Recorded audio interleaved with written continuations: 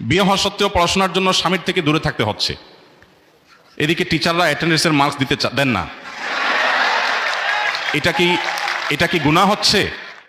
যদি কোনো নারী বিবাহের পর তিনি যদি নিয়মিত পড়াশোনাতে মনোযোগী হন, নিয়মিত পড়াশোনা করেন, কন্টিনিউ থাকেন, এদিকে অ্যাটেন্ডেন্স ঠিক রাখতে গিয়ে যদি ওদিককার অ্যাটেন্ডেন্স তিনি মিস করেন এবং তার স্বামীর চরিত্রের সংরক্ষণ যদি চ্যালেঞ্জিং ব্যাপার হয়ে যায়, তাহলে সেক্ষেত্রে সেই নারীর জন্য ইসলামী শরিয়াত দৃষ্টিকোণ থেকে তার সংসারকে প্রায়োরিটি দেওয়া বেশি গুরুত্বপূর্ণ। একটা অপ্রিয় মাসআলা দিয়েছি আমি, অপ্রিয় মাসআলা, অজনপ্রিয় মাসআলা, কিন্তু শরীয়তের নির্দেশ না এটা।